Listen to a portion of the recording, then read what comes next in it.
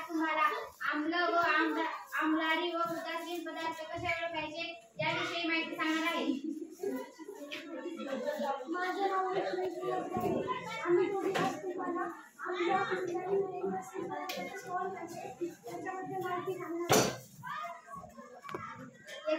तर हा चंच पात्रामध्ये लिंबू रसाचे पाणी आहे, याच्यामध्ये मिठाचे पाणी आहे आणि याच्यामध्ये धुण्याचे सोड्याचे पाणी आहे। तर आपण लाल लिटमस आहे, आपण हा लाल लिटमस लिंबू रसाच्या याच्यामध्ये बुडवणार आहोत। तर हा तांबडा लिटमस तांबडाच राहिलेला आहे।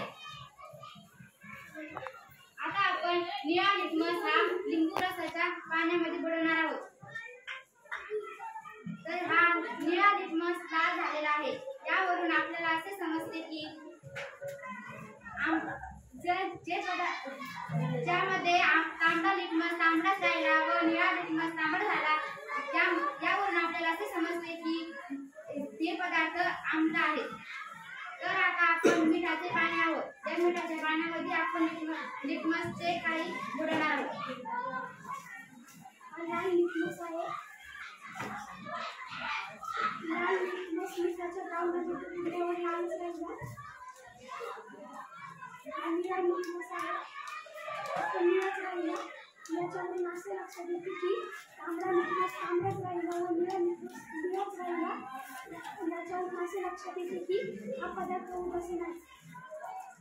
तर याच्यामध्ये धुण्याचा सोडा आहे, तर आपण आता याच्यामध्ये तांबडा लिटमस बुडवणार आहोत। तर हा तांबडा लिटमस निळा झालेला आहे। आता आपण याच्यामध्ये निळा लिटमस कागद बुडवणार आहोत। तर हा निळा राहिलेला आहे। यावरून आपल्याला असे लक्षात येते की तांबडा लिटमस हा निळा झालेला आहे व निळा लिटमस निळाच राहिलेला आहे। यावरून आपल्याला असे लक्षात येते की हे पदार्थ आम्लारी आहे। धन्यवाद।